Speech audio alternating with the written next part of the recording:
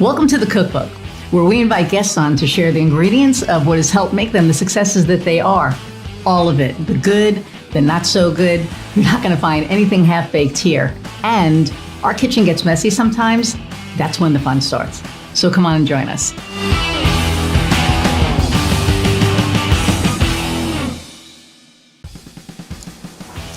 Hey everybody, and welcome to another episode of The Cookbook. I'm your host, Iris Goldfeder, and I am super excited about our guest today, Angie Klink. I've known her for like a gazillion years, and we were talking a little while ago, and I said, I think you'd be an amazing guest on the podcast, and so I'm going to read Angie's bio and bring her on. She's pretty awesome. Okay. So, Angie Klink is a freelance writer and author of 12 books, many about Purdue. She is a historian, biographer, essayist, scriptwriter, and copywriter. She has written for the American Writers Museum and Ms. Magazine. Ooh, I didn't know that. She's published in Traces of Indiana and Midwestern History Magazine, published by the Indiana Historical Society. Her essay about Amelia Earhart's time as a faculty member and women's career counselor at Purdue will be in the 2024 anthology Fast, Famous Women, published by Woodhull Press. Klink was the scriptwriter for two documentaries narrated by actor Peter Coyote, the public education film Rise Above the Mark, and Eternal Flame about Tom Kelly, member of the Songwriters Hall of Fame. Her most recent books are WBAA, 100 Years as the Voice of Purdue, and Pledge and Promise, both published by Purdue University Press Scholarly Publishing Services. In 2024, Klink received the Excellence in Historic Preservation Medal and Certificate from the National Society of the Daughters of the American Revolution. This is a hell of a bio, Angie. The most prestigious preservation award the National Society presents, the Dar Historic Preservation Medal, honors an individual whose volunteer service, promotion, and dedication to historic preservation has made a distinguished contribution on the national, regional, or state level for many years. The certificate recognizes and honors an individual who has done recent, remarkable volunteer work at the community level. The award recognizes achievements in all areas of historic preservation, including publishing books. Klink writes and presents about the late author, poet, and artist Evelyn Stein, 1863 to 1923. She's the energy behind the application, fundraising, and placement of a 2024 Indiana Historical Bureau marker honoring Stein's life and literary contributions placed at Stein's former home in Lafayette, Indiana, located across the street from where Klink resides. Klink has received 61 American Advertising Federation Addy Awards, including a Lifetime Achievement Honor. I didn't know that. Congratulations. She received the 2022 Outstanding Service Award from Purdue Fraternity, Sorority, and Cooperative Life for authoring the book Pledge and Promise. She was honored as a 2023 Salute to Women of Distinction by YWCA Greater Lafayette. I was there and I cried. That's all I'm going to say. That was amazing. Thank you. Klink is currently, that's when we reconnected, because I saw it. Went to lunch and it was great. Yeah. Klink is currently serving on the City of Lafayette Bicentennial Committee, planning year-long events to celebrate the city's 200th birthday in 2025. Woohoo! She's a former member of the board of directors of YWCA Greater Lafayette and the National Women's History Alliance, the organization behind the founding of March as National Women's History Month. A 5-time attendee of the Irma Bombeck Writers Workshop. Okay, Irma Bombeck is like my spirit animal. At the University of Dayton, Klink received an honorable mention in the Irma Bombeck Writing Competition. She holds a BA in communication from Purdue University and lives in Lafayette, Indiana. Learn more at angieklink.com. And without further ado, welcome Angie. Okay, podcast is over, everybody. Thank you so much. I'm sorry. I think my camera moved. Oh, you're fine.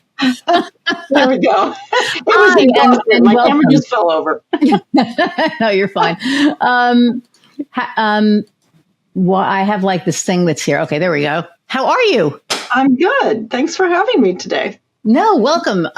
Well, like this says, I saw, I was at the Salute to Women, and besides the little girl who sold the show, because she was just adorable, accepting the award for her mom, you were, I had no idea. I was sitting there like slack-jawed.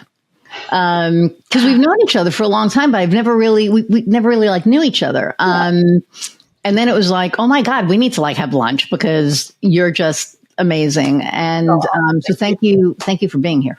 Sure. Thanks for having me. Yeah. So tell us about Angie.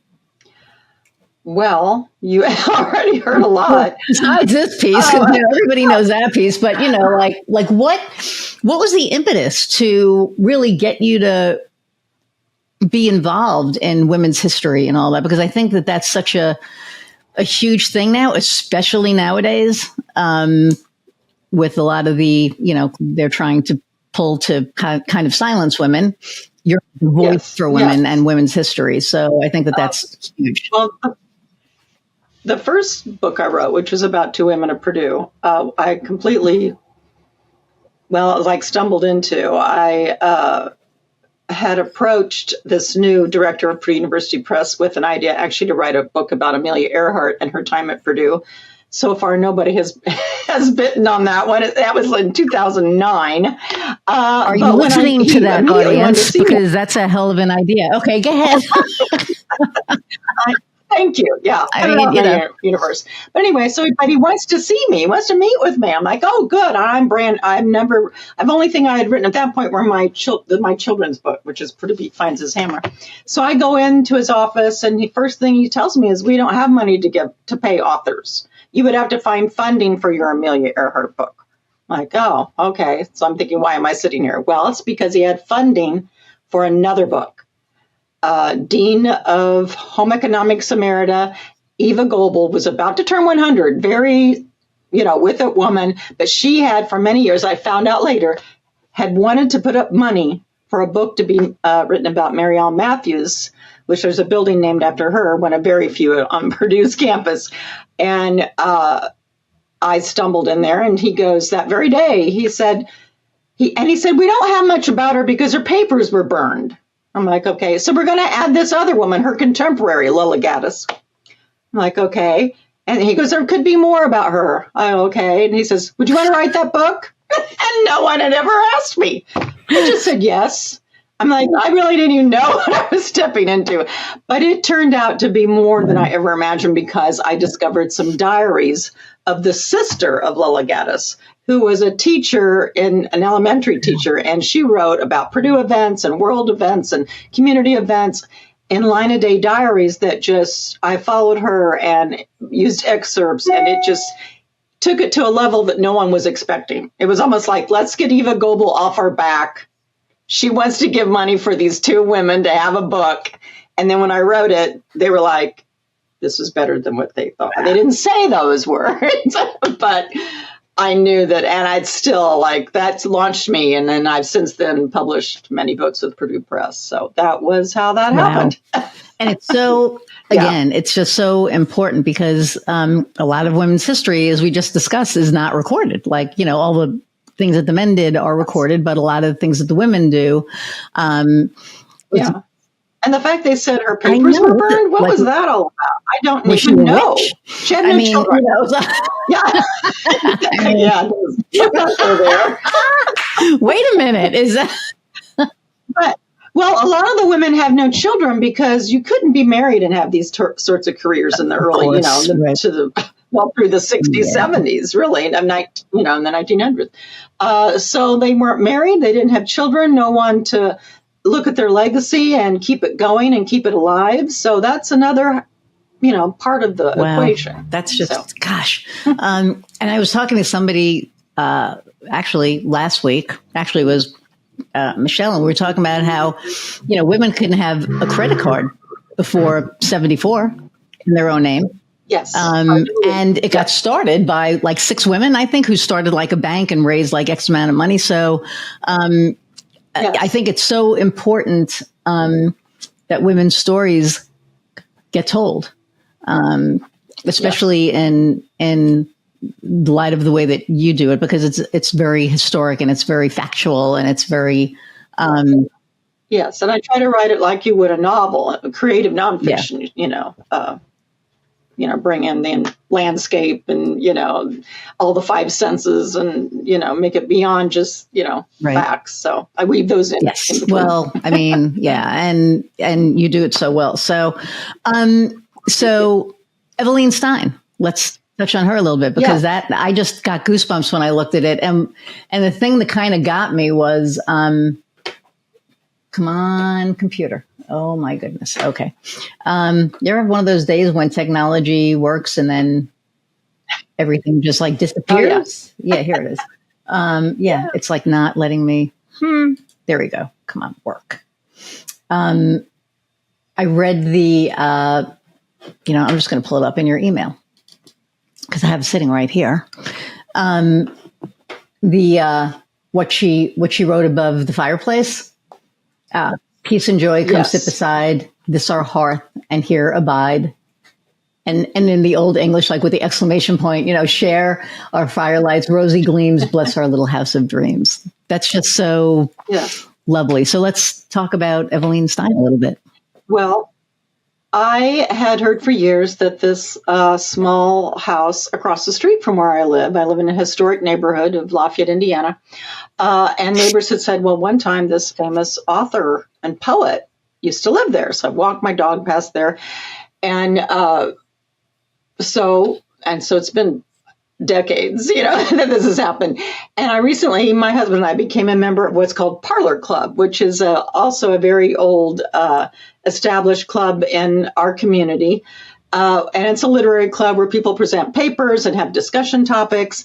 And Eveline Stein, come to find out, was the designated poet laureate of Parlor Club. And she was a member, and so was her mother. And so I've always wanted to learn more about her. And I did write a short blog for the American Writers Museum, as you mentioned in my bio that I've written for them. But I wanted to learn more. So I decided, I was just by happenstance asked to write my first paper to present to Parlor Club because someone else couldn't do it, because normally your first year you don't present. So I decided I'm doing Eveline Stein. I go to our historical association, I do research, and I write my paper. So I learned a lot more about her. And she was part of what was called the golden age of Indiana literature, where in Indiana they were really concentrating, lifting up the writers, because there were so many. There was George Ade, there was Wallace, who wrote Ben-Hur from Crawfordsville. There was James Whitcomb Riley, who is known as the Hoosier poet, but he was known nationally and traveled all over. Well, he was a mentor of Eveline Stein's, and there are letters preserved in the Tippecanoe County Historical Association of their correspondence. And he really encouraged her writing. And so that was, so we always hear about those men that were her peers. And she was like the only woman of that group. But we now hear about her. Wow. Duh. So anyway, so that was my mission. So I wrote it and I had done all this research, so I submitted it to the Traces of Indiana and Midwest History magazine, which the Indiana Historical Society publishes. And they published it. That was the next step, and just kept snowballing. Finally, I thought, I have all this research, which is what it takes for an Indiana Historical Bureau marker to be placed on a site. So I thought, I'm going to use everything I have. I applied for that, for it to be put at her house. And there's other people live there now. I mean, it's a couple. They actually portray Mr. and Mrs. Santa Claus. So, but awesome. So it was approved. It just kept going. I used what I'd had. And so now we're in the throes of the final plans of the dedication of the marker. It's been created. It is delivered to the community. And on Thursday, May 23rd at 5:30, we're having a dedication of the marker just across the street from where I live. And we have the mayor will speak, and we have different, a 30-minute. And then afterwards, there's a dinner at the Lafayette Country Club. And Winter Ball, who actually grew up behind in the gorgeous Ball Mansion. If you're from our community, everyone knows the Ball family mansion. It's just gorgeous brick on 9th Street. Well, very close to where Eveline Stein lived. So Winter Ball, who grew up there, has always been an Eveline Stein fan. And she's like 92, Winter is, and has a private collection of Stein's artwork, because she was not only an author of like middle grade books and poetry that mostly for children, she also was an artist, a watercolorist. And Winterball has this collection. So it'll be at the dinner after, and that's an RSVP, limited seating dinner. So it's become, that is everything that's happened thus far with Is the dinner sold out? Can I get tickets? I mean, what is this? It's not sold out. In fact, we just are now sending out the invitations. So yeah, tickets are still available right now. So, because I don't know if I'm on the list. I will send all that would be amazing. Yes, I would love to especially after knowing all this. So, yes. So how did you? Because if Mr. and Mrs. Claus live there now, which is just freaking hilarious. I mean, but here's what's so funny. Evelyn Stein's one of her first little fictional stories for children was first published in what was called St. Nicholas Magazine back in her day, which, she died in 1923. So at age 60. Oh, wow. And so I hadn't made the connection, but when I told, it's Margie Wolzak who lives in the house now, about that, she goes, "Oh, that's so perfect. How appropriate, because, we're Mr. and Mrs. Santa Claus." And I had not even made the connection, but, all sorts of woo-woo going on around here. There's a lot of woo going on here. I mean, I have like goosebumps.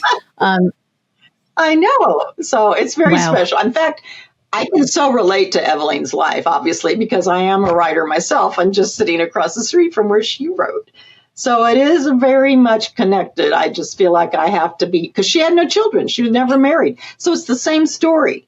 No one, and now all of her works are in the public domain. They can be, published here and there willy-nilly, and she's not getting hardly any credit. So I can relate to Evelyn Stein. I don't want that to happen to me. That's not going to happen to you. They're going to have, no job. That is not going to happen to you. I can guarantee that. So what did you do before you wrote? Because now you're on this like entrepreneurial writer story. So what did you do prior to that? Well, I wrote marketing. I started out at WASK Radio right out of college and wrote 30 and 60-second ads, which was a great beginning because you have to be very concise, get to the point, be creative, all in 30 and 60 seconds. And then I evolved to print media as a freelancer and started to have my kids, and then, all sorts of print, from billboards to, direct mail and then I TV scripts. And then I took a class called Writing from Life from a local well-known writer, Kathy Mayer, and that changed my life because I started writing. Is she still around? No, she passed away a few years back. Yeah, I'm sorry. Oh my God. She had lung cancer. It was very quick. So I know. I think of her often. And there was a little book of her poetry published posthumously after she died. Because I always drive by her house on Erie, or what was on Erie. Oh, crap. Oh, you're thinking, did I say Matter? Oh, Kathy Mayer. I was thinking Kathy Matter. I don't know if I may have said I think I was thinking the wrong one. Okay. Matter is very much alive. Good. Okay. So, I'm sorry for Kathy Mayer. I didn't know her though, but Kathy Matter. Okay, good. Kathy ever listened to this, she's going to be like, "Thanks for killing me before my time." Anyway, wherever I was. I took that class, Writing from Life, and began to write essays, so longer pieces, longer than 30 and 60 seconds. And Writing from My Life. And many of those were published in Chicken Soup for the Soul books. I'm in several of those. And then I wrote my children's book. My son, gave me inspiration for that. And then you heard the story of my first biography that I wrote for Purdue. So that was the progression. And when you did the salute to women, you talked about your family. I think that was the thing that got me, hearing about, your mom and your grandmother, and, so that was just amazing. So you did all that. And then what made you decide to become an entrepreneur? Like just poof. Well, actually, when you write a book, especially when I self-published Purdue Pete Finds His Hammer, which is a lift the flap book. And Pete, the mascot of Purdue, is looking for his hammer, which he always carries a hammer. He's supposed to be a Boilermaker. So the premise is that he's lost his hammer, and the child is helping him look at through campus landmarks for his hammer.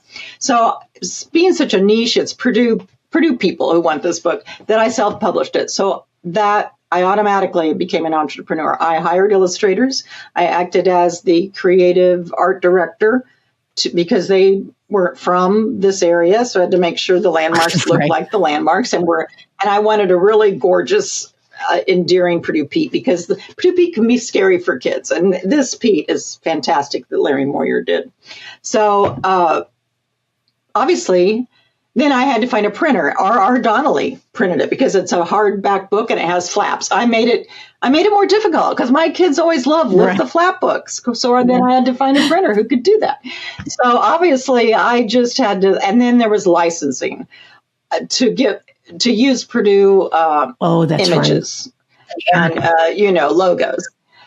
So that was like, Medicaid forms or something. But so there was a lot there. And that's a step in a lot of books that you don't have, so that was an added step. So anyway, then ordered 5,000 was the first order. And those all showed up. That's when we owned a drugstore. So all at our loaning dock at our drug server, they were stored. So once you have 5,000 books show up, you start selling. And so, of course, that's my other hat, the marketing. I love the marketing part. A lot of authors don't like that part. But so the whole kit and caboodle was mine, from writing this rhyming verse, which was the easiest part, to actually seeing it show up at my door. And my kids were fairly small then, or young, and they watched the whole process. And that's what also made it so special. The first time that a small box, when they were first printed, showed up at the door, and they were both home, and we unwrapped that box, and I'll start crying when I talk about it. But, they had watched me, and there were ups and downs, that happened. And they watched the whole process, and we sat on the floor and opened it, and I'll never forget that. It was very special, and I think they'll always remember it too. Wow, that's a hell of a memory. I mean, yeah. So, and in fact, I would call it, really every author has to be, in some sense, an entrepreneur, because a publisher only does so much when it comes to marketing. It's less and less all the time. So you have to be the one. No one else is going to care as much as you do about your book. So I was thinking, when I was looking at your questions that you potentially would ask, I'm thinking that we're authorpreneurs. Oh, look at what you just did. Well, I work with a bunch of authors. We actually just are starting this. We have an author website template that we're doing, because there are so many authors out there that just need like a 3-page website, and they don't know how to do it. Yes. And so we're doing that. And it was just one of those things that I literally fell into. Anyway. So where was I going with this? What did you say right before it? Well, they're entrepreneurs. So that's like a perfect, you should like trademark that, because that's like an amazing. I was just thinking that, I'm doing a talk to them next week, and I'm having because I talked to them last week about SEO and just like marketing in general, right? On how to get their book in front of people, right. And some of them only have the book. Some of them have like a book and they speak. Like a lot of speakers now have books, right? And some of them have like the one that I'm working with now has like a cooking show. And she put the cooking show on hold so she could write her book, which was really interesting because it was about women ranchers in Alberta, Canada. Oh, wow. It's a trip. She's amazing. And I'm very blessed and grateful to have that project. But I love the entrepreneur thing because it's so true, right? Yes. And you mentioned the Irma Bombeck Writers Workshop. Well, I came back from it 2 weeks ago. So I've actually been 6 times. And there were some sessions on marketing and how so many authors don't like doing it, and tips and all that, for social media, which social media makes it so much easier, of course, in my opinion, without that, it would be so much more difficult. But a lot of people don't like social media. So, but it was a really good conference because I also have a memoir that I am trying to get published, and it's about my mother's life and my grandmother's. You mentioned how I talked of them in my thank you speech at the Y Salute to Women. That's what had me crying. Well, neither one graduated from even high school. And so me, college graduate writing all these books for a major university is just beyond. You're giving me goosebumps again, Angie.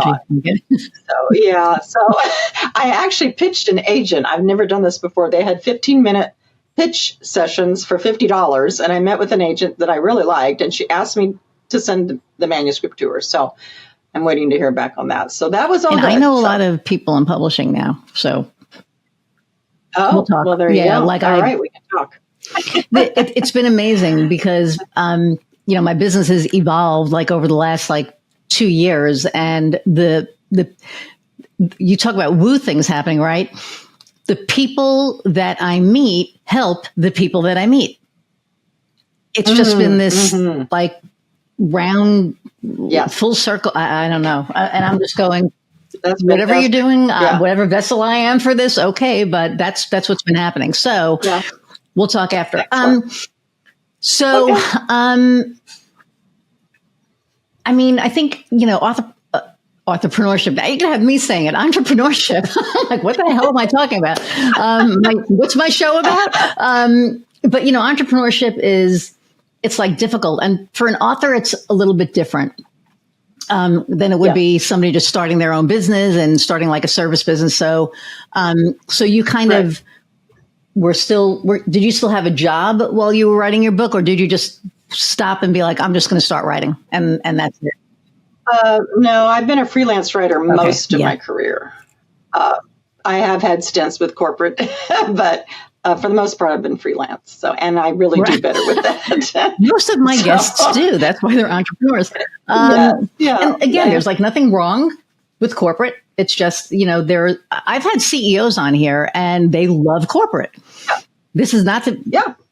Well, thank goodness, because we need them out there, right? And we need women in corporate, so that's another story. But so what advice would you have for someone who's maybe thinking about becoming an authorpreneur or an entrepreneur? Well, the first thing that I thought of when you had sent me some question ideas was that to trust your intuition, to trust your gut.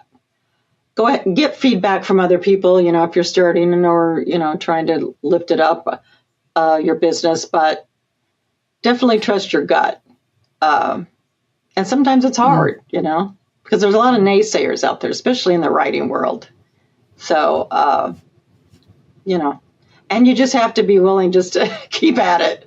I don't know. It's hard being an author because the financial can be up and down, but it can be like that for any entrepreneur when you have a startup or whatever. So, but the one thing that I know I always think is not mentioned a lot for people who do startups or are starting a new business is how do you survive without health insurance or benefits or, the financial ups and downs. It seems like I don't read or hear much about.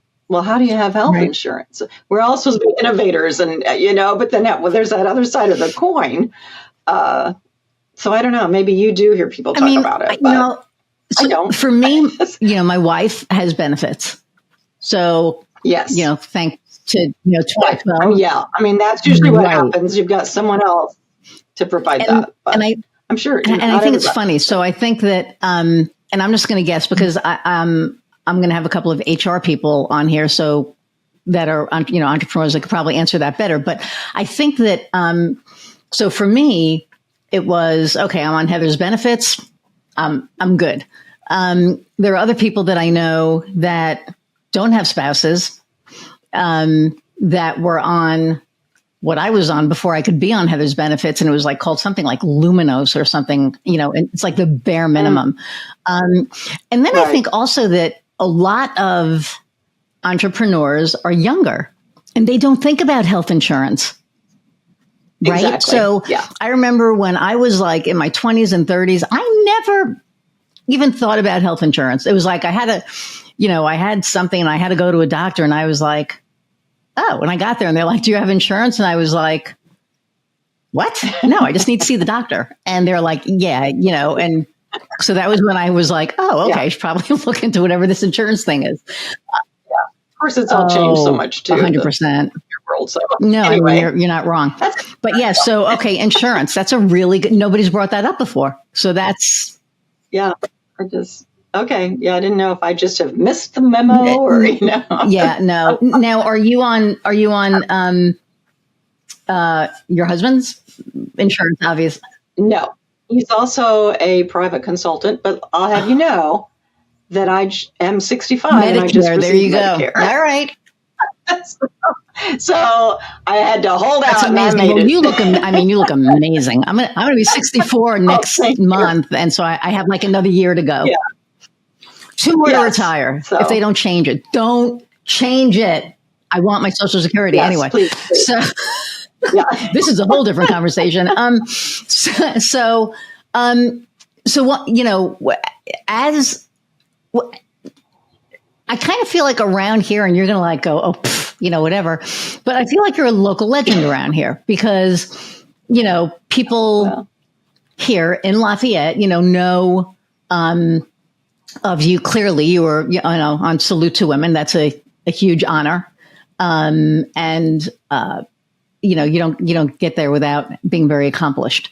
But of course, when we're accomplished, we've also had pitfalls and obstacles that we've had to overcome, right? So what are some obstacles that you have overcome or that you're going through?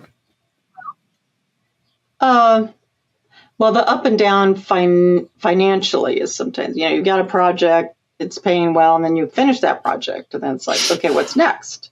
So sometimes that can be, on your psyche, can be a lot trying. But usually, about every time something does turn up. So I always have to keep that in the back of my mind that, well, every other time a new project came along, you know what I mean? So, and since my husband and I are both, consultant, quote unquote, it makes it rather difficult at times. But like I said, we're both happier as our own bosses. So there you go. Which is important. I think it's all about, like, a lot of people that I know, like my friend, Dr. Erin Baker, they wrote a book called Joyful AF. And it's all about, being joyful. And I think that as entrepreneurs now, I think in general, it's about being happy and being, what makes us happy, what motivates us, right? Instead of having to go and toil for somebody else. For me, for years, it was like I was in sales and I was making everybody else money. And then it was like, why am I making you money when I can be making me money? Which. Plus, I think when you're a creative person, which everyone has creativity. So if you're not feeding whatever that lane is for you, to me, it's miserable. And because like I said, I've had some jobs and usually they really didn't treat their people well. And I don't do well with that. And so I don't drink Kool-Aid. Exactly. And I think that's like something that corporations are working on.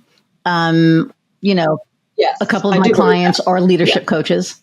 And they are, you can't teach somebody empathy.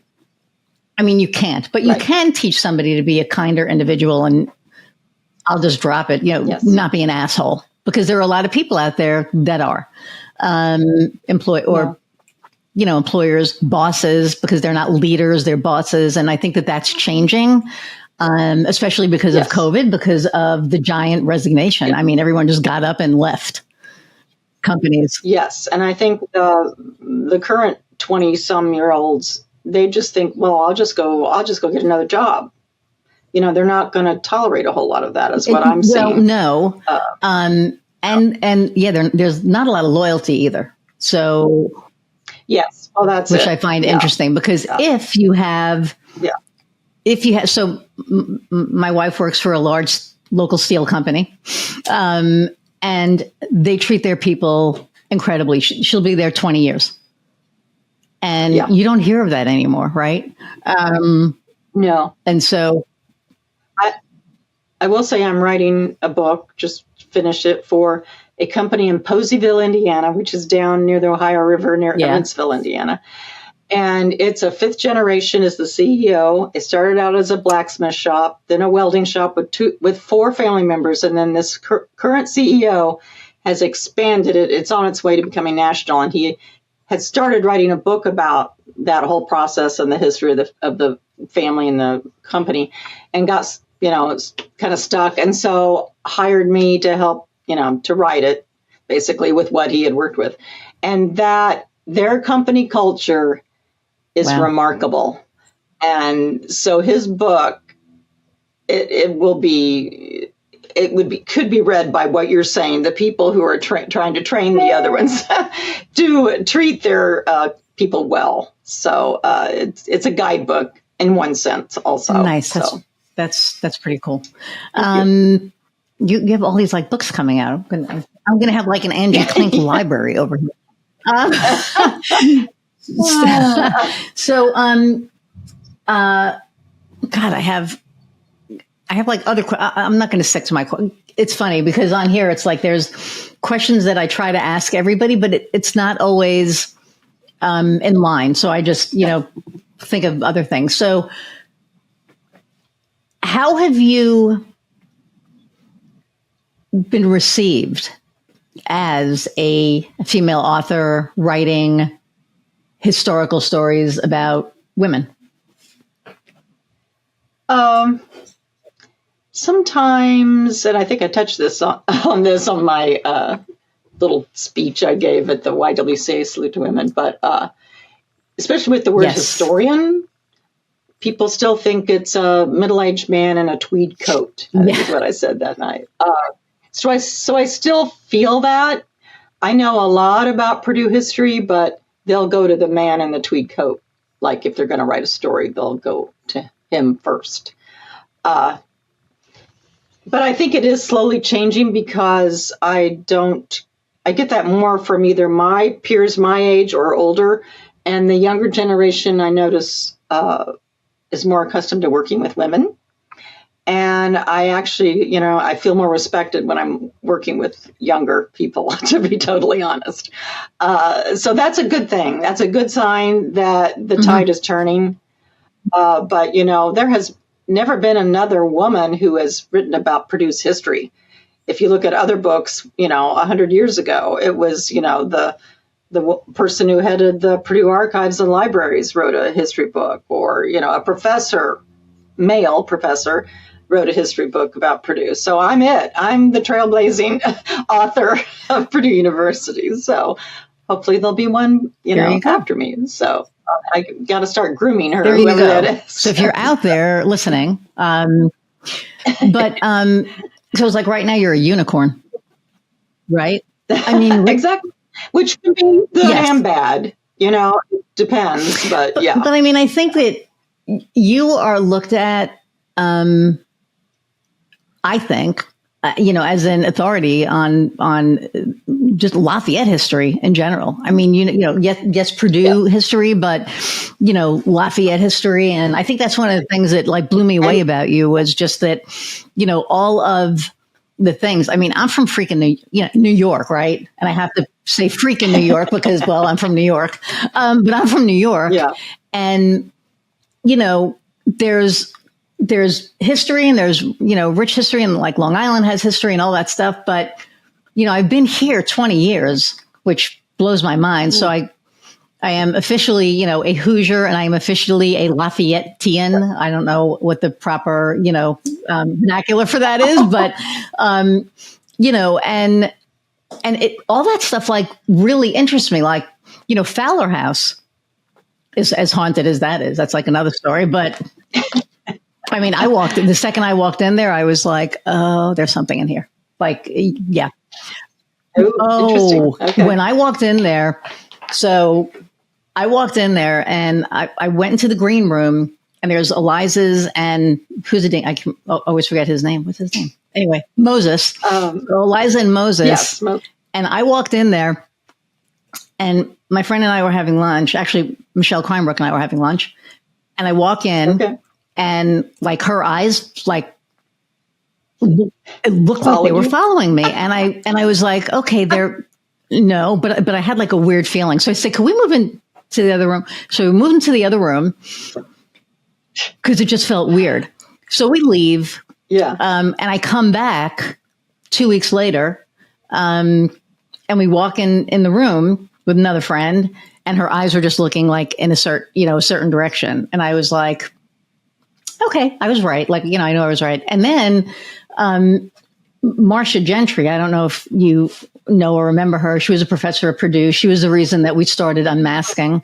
But she got married there. And they said, oh, take a tour of upstairs. And oh my God, as I'm like walking up the stairs, and this is like, I don't know, like how many years ago, I walked up, I walked into the rooms, and I turned around, and I came like right back downstairs.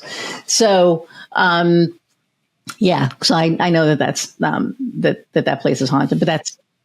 Well, I would love to know that Eliza's still walking around there, because she had a building because she donated after her husband died, which happens a lot. Then the women get the recognition. She donated for this gorgeous building on campus, and there is still a Eliza Fowler Hall, which is just a little auditorium in Stewart Center, but it was actually a standalone gorgeous building that was torn down, and it was called Eliza Fowler Hall. So then when they built Stewart Center, which is there now, and so they just named this little auditorium after her, and her portrait is outside the door as you go in. So anyway, there's that too. Interesting. I'm going to have to go there and see if like her picture follows me there. I mean, I don't know. Yeah. Well, it's a huge portrait. Wow. So, okay. So next time we have lunch, we'll have it at Fowler House. There you go. Okay. So, I mean, I usually ask people what their differentiator is, but that's clear. So I'm not going to ask that. For like, what's your next step? Well, I hope to get my memoir published, which would be definitely, it would be nice if it were a big name publisher, and we'll see what happens. But, it's a universal story, as memoirs are told, through the personal. So, and then like I said, I have this Nix Companies in Poseyville, Indiana. That'll be coming out in the next year, I hope. And I'm actually working on Sigma Chi history. It's the oldest fraternity at Purdue. They're all in these various stages, So, those are, and definitely the Evelyn Stein, having the dedication. And so I'm teaching a class at Purdue. They have Grandparents University. I don't know if you've heard of it. I guess it's incredibly popular, sells out. And so I'm teaching a class and there's two like younger kids and middle grade kids, and you teach them in 2 days. They come with their grandparents. They spend the night in a dorm. And so my class is writing with an author, and I'm going to have them interview their grandparents and write a little story about them. So I think it'll be great fun. So I've got lots of different things, all the balls in the air. So. That is awesome. I just think that everything you do is just really it's important work. And I'm glad that you're enjoying it, right? Because sometimes like we do stuff and it becomes a toil. And it sounds like you're really enjoying what you're doing. So I think that's really awesome. So for the people that are out there that right now they're saying, okay, I want to write a book. Maybe I want to self-publish. And I think that self-publishing, because finding an actual publisher is really, really hard. And self-publishing. So, and you have self-published. So do you have any advice on that, or any tips or tricks or anything like that? Well, I know there are many people who self-publish on Amazon, and I have not done it, but they've had success with that. I guess Amazon makes it easier than ever, but I don't know. I can't personally say if that's a good or bad thing. But definitely self-publishing is not what it used to be. It is, you can have a self-published book and it hit the big time. I mean, it used to be they'd call it vanity press. No more. And, it can be just as viable as if you had a big publisher. So, but there again, you got to be willing to do it all, get it printed. But there are also like Author House, which is in Southern Indiana. They do a self-published books, and they'll do as much or as little as you want them to. You can do your own editing, have somebody else edit that or they'll provide it, or there's all sorts of options. When it comes to designing your cover, they can offer that, or if you know someone who would design your cover. So there's so many options these days. So but especially like you said, an entrepreneur that goes out and speaks to also have a book is really advantageous. Yes. So, and that's, you got a built-in, way to sell your book. So, but there are a lot of options when you Google. So, and sometimes it's just overwhelming. But I think if you talk to other authors too, if they have an idea of what you want to do and they're doing the same thing, that's how to learn. I learn a lot from conferences, like going to Irma Bombeck. The energy there is so positive and so supportive. It's mostly women, but there are some men too. And the keynote speakers are like Anna Quinlan was the first night, and they're just, it's a fantastic, it's at University of Dayton, where Irma graduated. Okay. And what about you as far as keynoting? I might teach a class. I haven't done that at, if you mean at Irma. No, just in general. I mean, you have all these books, right? Oh, yeah. I mean, I have. I have spoken a lot. Yeah. I've spoken a lot at like home economics conferences, because my first book, it was the Dean of Home Economics, in that book. And I have spoken a lot at Purdue events, women events, because the Dean's Bible is about the 5 women who handed down a secret Bible, and then they did all sorts of wonderful things for women students and faculty during the 20th century, when there were so many strides that needed to be made for women. So that's their story. We talk about that for a minute. That's interesting. Oh, yes, here it is. See, here they are walking. That photo is called 5 Deans Walking, and the Bible had belonged to the first part-time Dean of Women, Carolyn Shoemaker. When she died, Dorothy Stratton, who then became the captain of spars in World War II, she moved into Carolyn's desk and found the Bible and kept it. Then when Helen Schliemann became Dean of Women, Dorothy decided to write her name down and the date and pass it on to Helen. And so it went through all these women. And the only woman that's still living is Betty Nelson, a fantastic woman. Wow. She's right here. And she'd only been a dean of students by then, because they combined Dean of Women and Dean of Men. Only 2 weeks. They invited her for lunch, and the previous dean handed the Bible to her. She had worked with these women for more than 20 years, had no idea they handed down this secret Bible until that very day. So wow. That's the day that it was given to her. So it's quite a story. That sounds amazing. Yeah. So, I'm moving again. So they that's like what the presidents do, right? They leave like little things for each other, like actual like presidents. Yes, I hadn't thought about that. You're right. Yeah, it is that's really interesting. So, And I wonder, so did because there were 2 more female deans, right? Well, since I've been here, there was you'll know their names. Yes, Brown was not. Her first name's not coming to me, but she's the one that actually, she had the Bible and donated it to archives, because it was 100 years after Carolyn Shoemaker's was first became dean. So it was kind of a good time, because by then the Bible was over 100 years old and it needed to be preserved. So that was when I was researching and writing the book. She donated it to archives, and that's where it is today. But on the back, there's a picture of the Bible, but I'm actually holding it in this author photo inside the jacket. It's kind of a, there we go. I'm holding it. And my son, Jack, took photos of it for the book. So inside the book, the photos were taken by my son. He was a student at the time. So yeah. Of course, he's a filmmaker. I was just saying, he's very accomplished. So, I mean, he's rocking and rolling now. So, So where can people find you? Yes. Find me? Or your works. I mean, you have a website with your works, and you can read all about my books on angieklink.com, my website, and where can they buy your books on angieklink.com? Some of them, yes, or it'll have a link to Amazon or wherever you can buy them. Pretty Pete finds his hammers at University Bookstore, in the store and online, or from me. Any of them are available from me.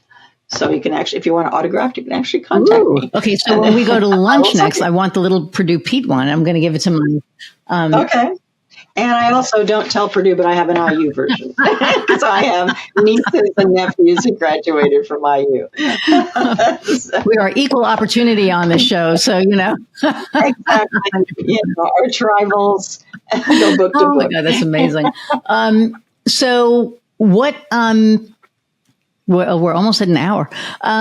Is there anything that you want the audience to know, or is there anything that you want to say? Well, I'll show you the very, very first book, Divided Paths, Common Ground. Wow. And it was about the first dean of home economics. She was the first female dean on campus, period, a faculty dean. And then the diaries. This is a picture of the diaries. So those are now also, because of this book, preserved in Purdue University archives. So, and then Kirby's Way is about the founders of Kirby Risk Corporation, which is a Midwest electrical supply company, but founded in Lafayette, Indiana. And Kirby was so quirky, such a philanthropist. Just there's no one else like Kirby Risk. And so this was lots of fun. Brian Lamb wrote the foreword in that book of C-SPAN fame. So, and he's a pretty nice. Very cool. Yep. All right. So the last question that I ask all my guests is, what lights your fire? Well, obviously writing does. Clearly. But you know what? Being with my family, my dog, I'm a simple person. Outside in nature, good conversation, a really good movie and a TV series. I like stories, compelling stories. So give me a good story. I mean, I either want to write it, live it, or watch it, I guess. Or read it. Well, there you go. Too. I like that. Compelling. It has to be compelling. That's yeah. And I'm kind of like the same way. I like people, they'll be like, oh, you have to watch this comedy. And I'll be like, oh, no, that's not my kind of, like, I need like smart humor, not the slapstick stuff. That's just not my thing. I agree with you. A lot of it's not. My friends are like, you're a snob. I'm like, I'm not a snob. I just like not that. So, whatever.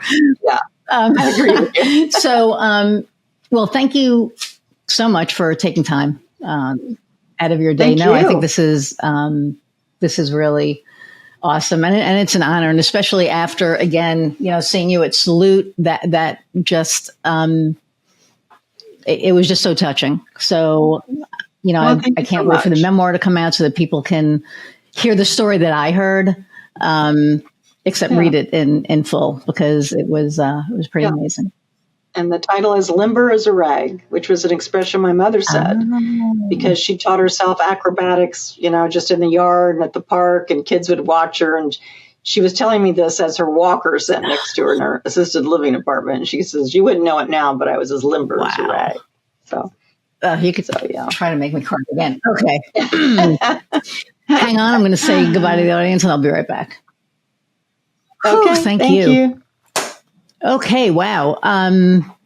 Thank you, everybody, for hanging in for around an hour today. Really always appreciate you watching. Don't forget to like, share, download, subscribe. I know that this is on Apple TV and Roku now, so thank you for that. Share that with your friends.